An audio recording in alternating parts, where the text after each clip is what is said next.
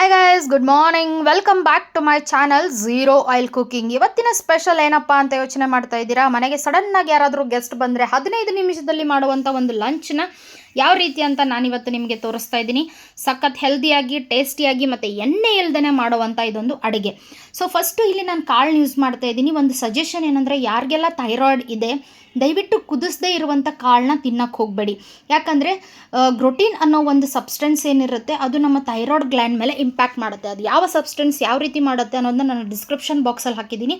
ಅದೇ ಥರ ನಾನು ಪ್ರತಿಯೊಂದು ಅಡುಗೆಯಲ್ಲಿ ಯೂಸ್ ಮಾಡುವಂಥ ಇಂಗ್ರೀಡಿಯೆಂಟ್ಸು ಥೈರಾಯ್ಡ್ ಮತ್ತು ಡಯಾಬಿಟಿಕ್ ಪೀಪಲ್ಗೆ ಯಾವ ರೀತಿ ಇಂಪ್ಯಾಕ್ಟ್ ಆಗುತ್ತೆ ಅನ್ನೋದು ನನ್ನ ಪ್ರತಿಯೊಂದು ವೀಡಿಯೋದಲ್ಲಿ ನಾನು ಹಾಕಿರ್ತೀನಿ. ದಯವಿಟ್ಟು ಡಿಸ್ಕ್ರಿಪ್ಷನ್ ಬಾಕ್ಸ್ನ ಚೆಕ್ ಮಾಡ್ಕೊಳ್ಳಿ. ನನ್ನ ಚಾನಲ್ನ ಸಬ್ಸ್ಕ್ರೈಬ್ ಮಾಡೋದನ್ನ ಮರಿಬೇಡಿ. ಸೊ ಇಲ್ಲಿ ನಮಗೆ ಇಷ್ಟವಾಗಿರುವಂಥ ತರಕಾರಿಗಳು, ಕಾಳುಗಳನ್ನು ಹಾಕಿದ ಮೇಲೆ ನಾನೊಂದು ಮಸಾಲೆನ ಹಾಕ್ತಾಯಿದ್ದೀನಿ ಮಿಕ್ಸರ್ ಜಾರಿಂದ, ನೀವು ನೋಡ್ಬೋದು. ಸೊ ಏನೇನು ಮಿಕ್ಸ್ ಮಾಡ್ಕೊಂಡಿದ್ದೀನಪ್ಪ ಅಂದರೆ, ತೆಂಗಿನಕಾಯಿ, ಚಟ್ನಿ ಕಡಲೆ, ಜಿಂಜರ್ ಮತ್ತು ಬೆಳ್ಳುಳ್ಳಿ, ಕರಿಬೇವು, ಕೊತ್ತಂಬರಿ, ಸ್ವಲ್ಪ ಕಡಲೆ ಬೀಜ ಮತ್ತು ಟೊಮ್ಯಾಟೊನ ಹಾಕಿ ರುಬ್ಕೊಂಡಿದ್ದೀನಿ. ಅದನ್ನು ನಾನಿಲ್ಲಿ ಹಾಕಿ ನಮಗೆ ಸಾಂಬಾರಿಗೆ ಬೇಕಾಗಿರುವಂಥ ಕನ್ಸಿಸ್ಟೆನ್ಸಿನ ಅಡ್ಜಸ್ಟ್ ಮಾಡಿಕೊಂಡು ಉಪ್ಪು, ಅರಶಿನ, ಜೀರಿಗೆನ ಹಾಕಿ ಚೆನ್ನಾಗಿ ಕಲಿಸ್ತಾ ಇದ್ದೀನಿ. ಸೊ ನೀವು ಇದನ್ನು ಫಸ್ಟಿಗೆ ಕುದಿಸ್ಕೋಬೇಕಂತೇನಿಲ್ಲ. ಇವಾಗ ಯಾರಾದರೂ ಸಡನ್ನಾಗಿ ಬಂದಾಗ, ಅರ್ಜೆಂಟಾಗಿ ಮಾಡಬೇಕಂದಾಗ ಈ ಥರ ಎಲ್ಲನೂ ಒಂದೇ ಸತಿ ನೀವು ಕುಕ್ಕರಲ್ಲಿ ಇಟ್ಟಾಗ ಸಖತ್ತಾಗಿರೋ ಟೇಸ್ಟ್ ಬರುತ್ತೆ. ಟೇಸ್ಟಲ್ಲಿ ಯಾವುದೇ ರೀತಿಯಾದಂಥ ವೇರಿ ಕೂಡ ಆಗಲ್ಲ. ಲಾಸ್ಟಿಗೆ ನಿಮಗೆ ಬೇಕಾದರೆ ಸ್ವಲ್ಪ ತುಪ್ಪದ ಒಗ್ಗರಣೆ ಹಾಕ್ಕೊಳ್ಳಿ. ಬಟ್ ನಾನು ಕಂಪ್ಲೀಟ್ ಆಯಿಲ್ಲೆಸ್ ಇದು ಮಾಡ್ತಿರೋದ್ರಿಂದ ತುಪ್ಪ ಮತ್ತು ಎಣ್ಣೆನ ನಾವಿಲ್ಲಿ ಯೂಸ್ ಮಾಡ್ತಾಯಿಲ್ಲ.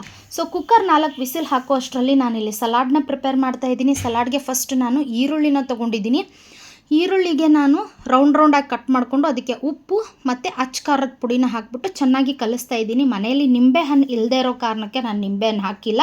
ಬಟ್ ಟೇಸ್ಟ್ ಮಾತ್ರ ಸಖತ್ತಾಗಿತ್ತು.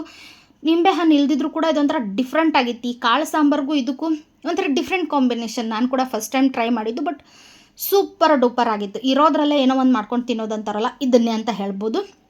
ಮತ್ತು ನಾವು ಮಾಡೋ ಅಡುಗೆಯಲ್ಲೇ ನಮ್ಮ ಆರೋಗ್ಯ ಇರುತ್ತೆ.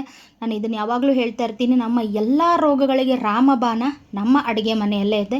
ಬಟ್ ಅದನ್ನು ಯಾವ ರೀತಿ ಯುಟಿಲೈಸ್ ಮಾಡ್ಕೋಬೇಕು ಅನ್ನೋದು ಮಾತ್ರ ನಮಗೆ ಗೊತ್ತಿರಬೇಕು. ಸೊ ಇಲ್ಲಿ ಈರುಳ್ಳಿ ಸಲಾಡ್ ರೆಡಿ ಆದ ತಕ್ಷಣ ನೆಕ್ಸ್ಟ್ ಫುಲ್ ಪವರ್ ಪ್ಯಾಕ್ ನಮ್ಮ ಸೌತೆಕಾಯಿ ಅವರು ಬಂದರು. ಸೌತೆಕಾಯಿ ನಮ್ಮ ಡಯಾಬಿಟಿಕ್ ಪೀಪಲ್ಗೆ ಬೇಕೇ ಬೇಕು. ಬೇಡ ಅಂದರೂ ನಾವು ಅದನ್ನು ಹೋಟೆಲ್ ಸೇರಿಸ್ತಾನೇ ಇರಬೇಕಾಗತ್ತೆ. ಸೊ ಇದಕ್ಕೆ ಸ್ವಲ್ಪ ಚಿಟಿಕೆ ಕಾಳುಮೆಣಸಿನ ಪುಡಿ, ಉಪ್ಪನ್ನು ಹಾಕಿ ಕಲಿಸ್ಕೊಂಡೆ. ಅದು ಕೂಡ ಚೆನ್ನಾಗಿತ್ತು.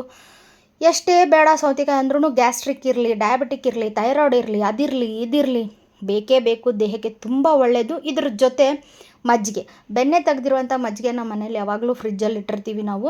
ಸೊ ಅದನ್ನು ಹೊರಗಡೆ ತೆಗೆದಿಟ್ಕೊಂಡಿದ್ದೆ. ಸೊ ಈ ಲಂಚ್ ಎಲ್ಲ ರೆಡಿ ಆಗೋ ಅಷ್ಟರಲ್ಲಿ ಅದು ಕೂಡ ರೆಡಿ ಆಯಿತು.